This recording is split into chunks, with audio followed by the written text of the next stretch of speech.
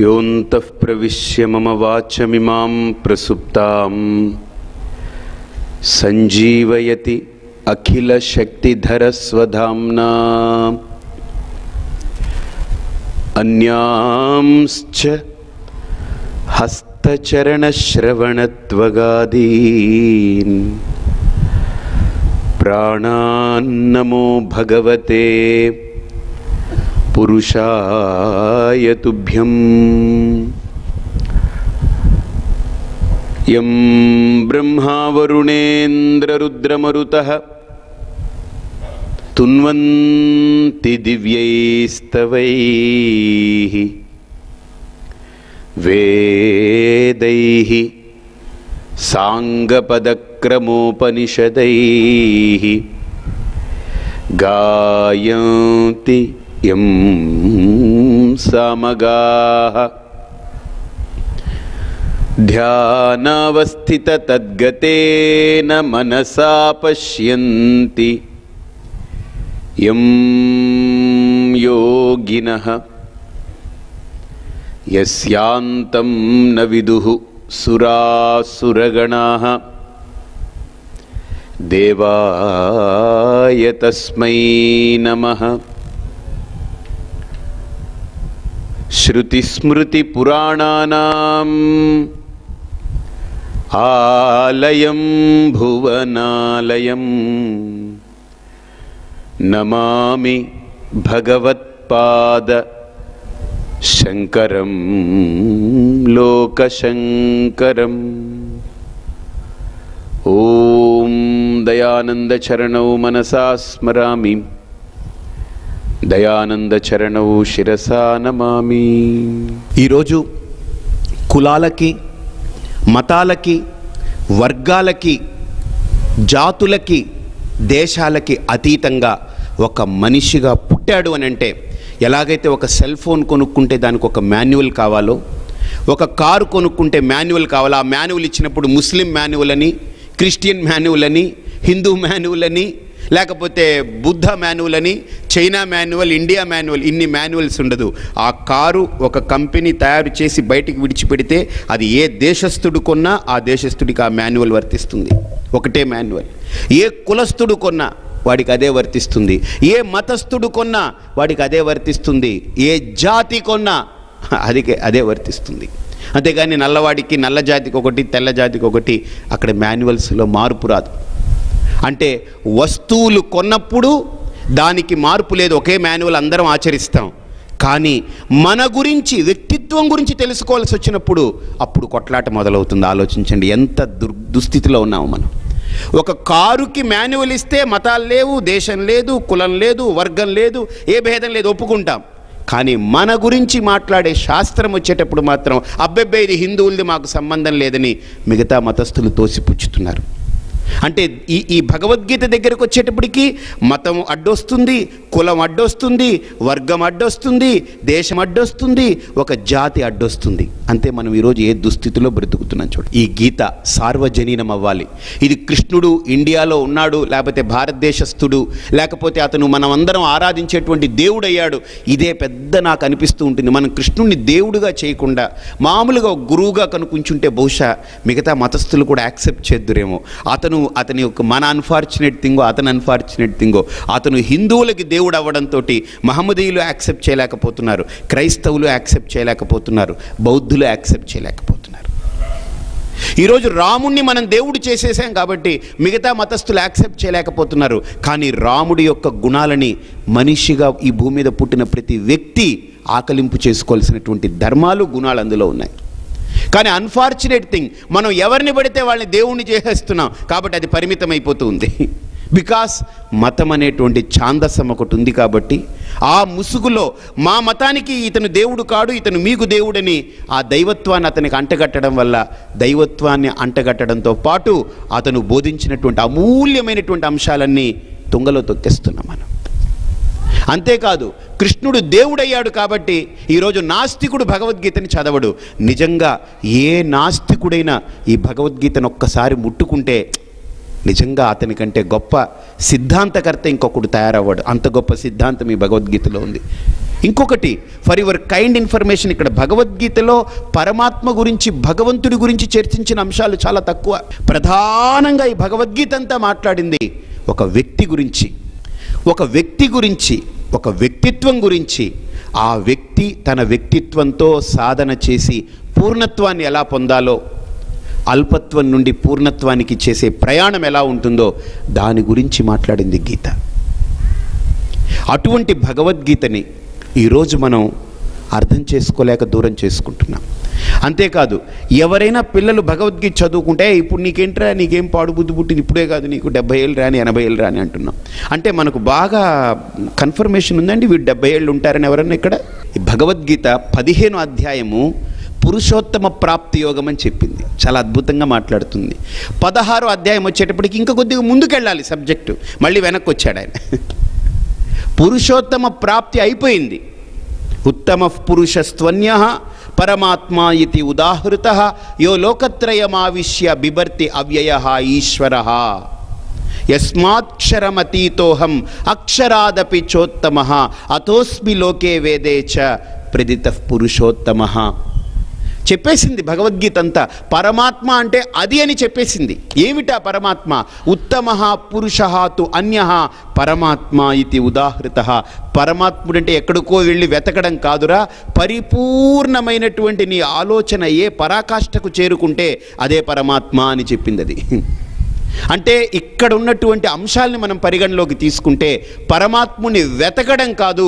అందుకని నేను ఎప్పుడో ఒక మాట అంటాను, కోవెలలో, గంగానది రేవులలో, రామకోటి రేఖలలో మాత్రమే లేడు, ఎవ్వాని మది శుద్ధి కలదో అచ్చటనే కలడు పరమాత్మ అని.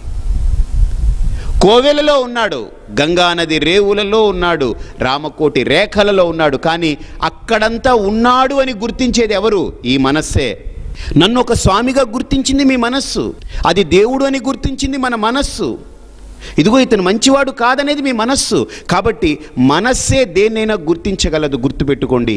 ఒకసారి మహాభారతంలో ధర్మరాజుకి దుర్యోధనుడిని ఇద్దరిని పరిశీలించాలనుకున్నాడు భీష్ముడు.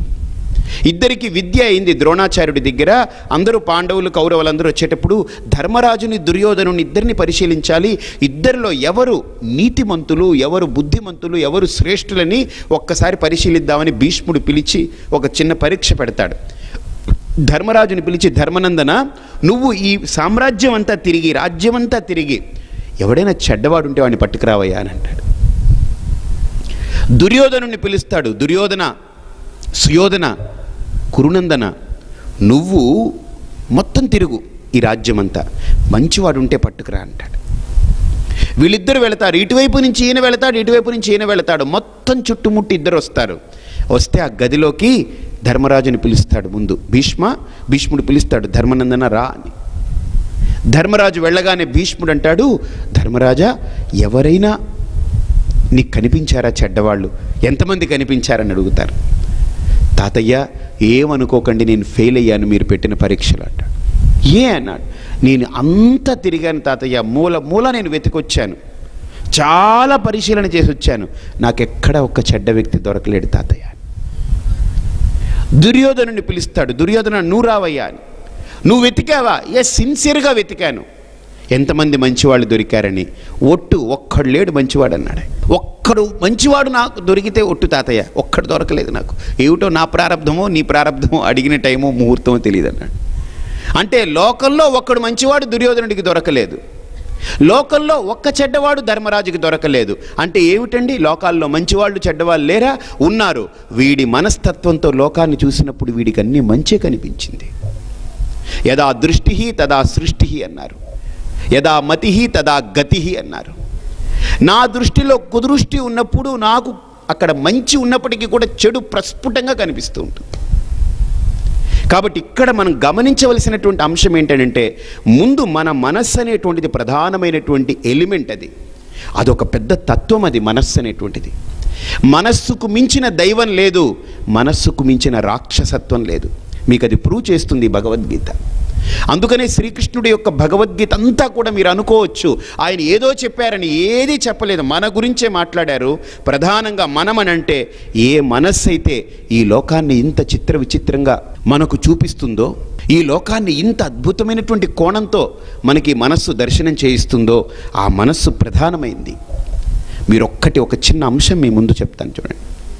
ఎప్పుడు ఒక కుక్క కానీ ఒక జంతువు కానీ లోకం గురించి ఆలోచించి, సూర్యుడు అలా ఉదయిస్తున్నాడు, అబ్బా అస్తమిస్తున్నాడు, ఈ నది చాలా బాగుంది, ఈ ఊరు చాలా బాగుంది, ఇక్కడ వాస్తు చాలా బాగుంది, ఇక్కడ సెటిల్ అయితే మనకు మంచి ముక్కలు అవి దొరుకుతాయి, మంచి ఎముకలు బాగా దొరుకుతాయి, కండున్న పుష్టి ఉన్నటువంటి కండ బాగా దొరుకుతుంది ఇక్కడ అని ఏ కుక్క, నక్క, పిల్లి, ఆవు, ఏనుగు, పులి ఇవన్నీ ఇన్ని ఆలోచనలు చేయవు. అది వాటికి కొద్దిగా సౌకర్యంగా హాయిగా ఉంటే అక్కడ ఉండిపోతాయి అంతే. అక్కడ లేవు, మళ్ళీ వెళ్ళిపోతుంటాయి. కానీ లోకం గురించి ఆలోచించేది, లోకుల గురించి ఆలోచించేది, లోకాంతరాల గురించి ఆలోచించగలిగేటువంటి బుద్ధి ఒక్క మానవుడికే ఉంది.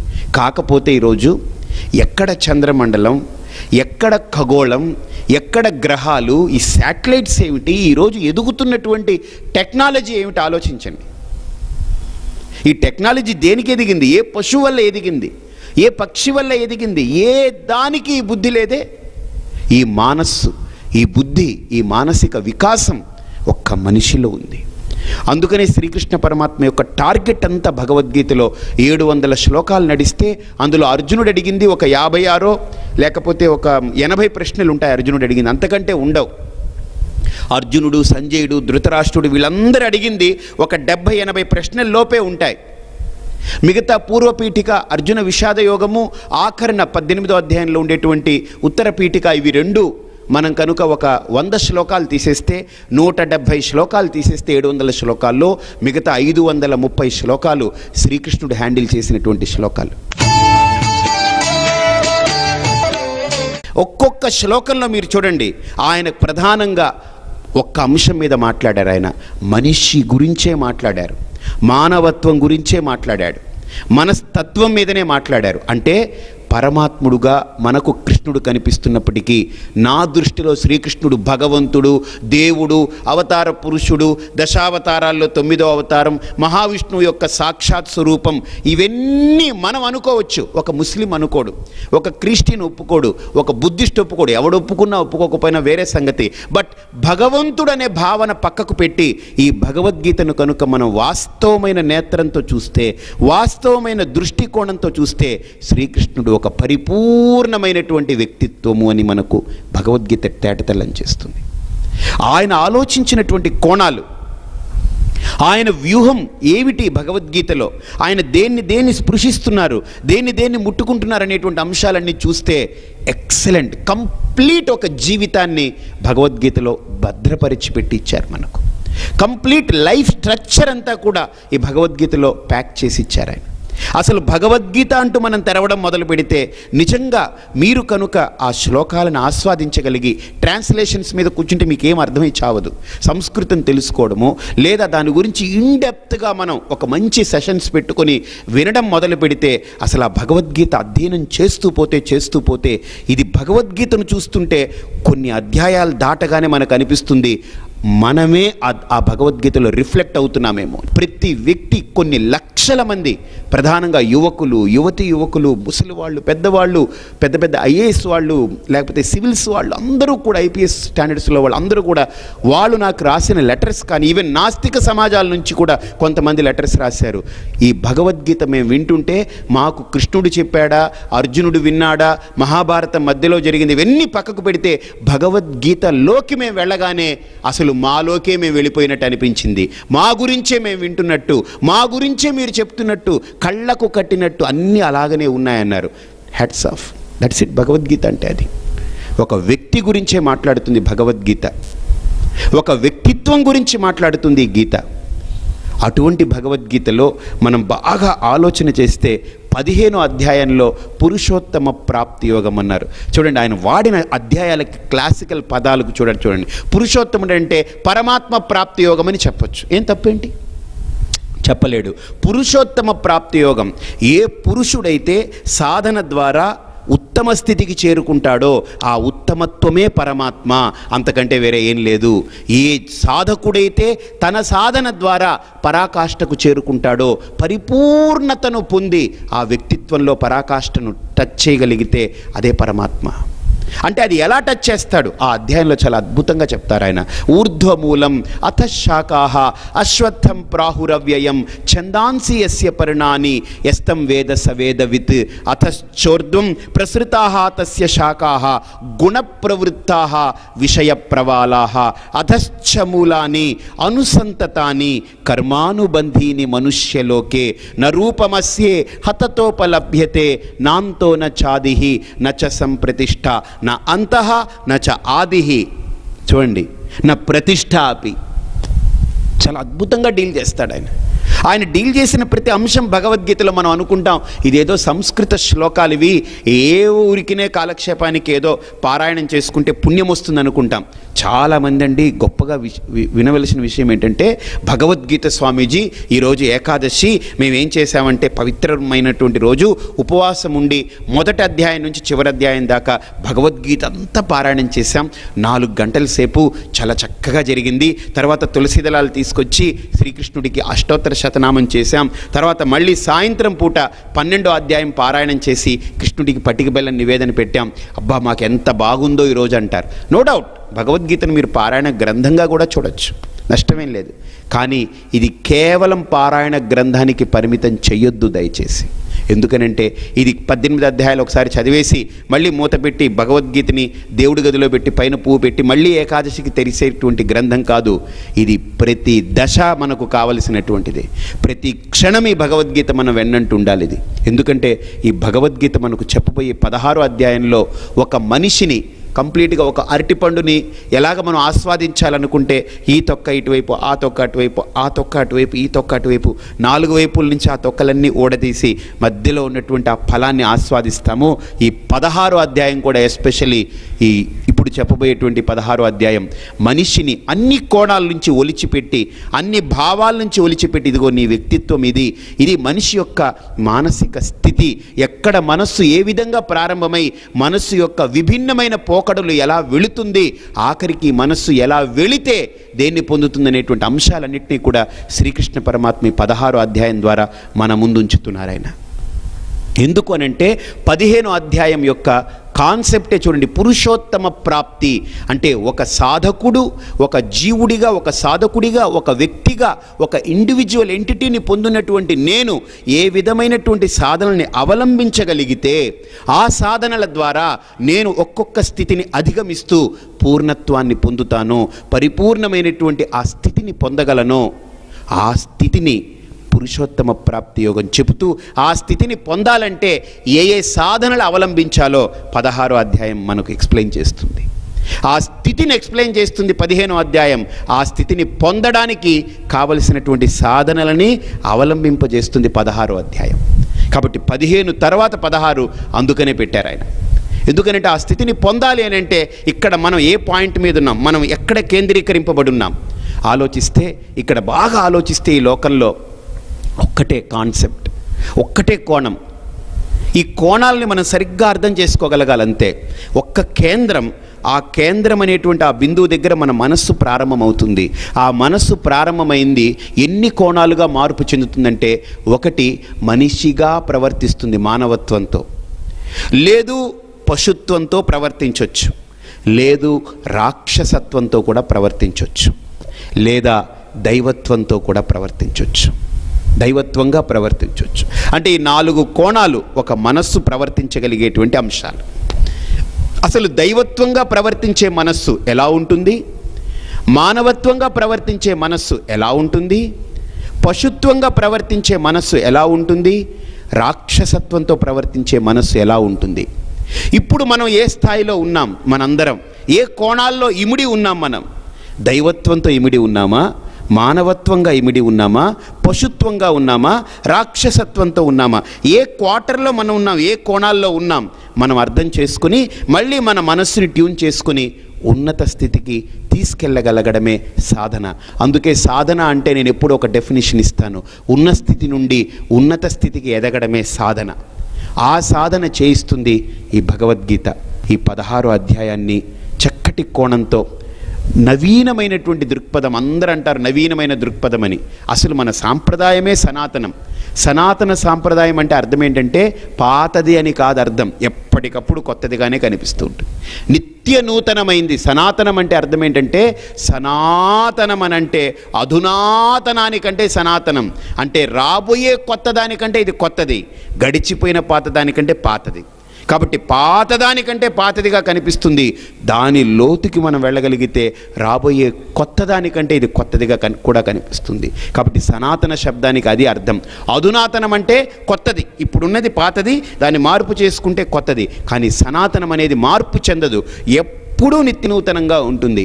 కాబట్టి అటువంటి సనాతనమైనటువంటి ఈ భగవద్గీత ఎన్ని కోణాల్లో ఒక మానవ సమాజాన్ని అడ్రస్ చేస్తుంది, ఒక మానవత్వాన్ని అడ్రస్ చేస్తుంది. కృష్ణుడు మాయలు మర్మాలు ఇవేమీ చేయలేదు. ఎందుకు తెలుసా అండి?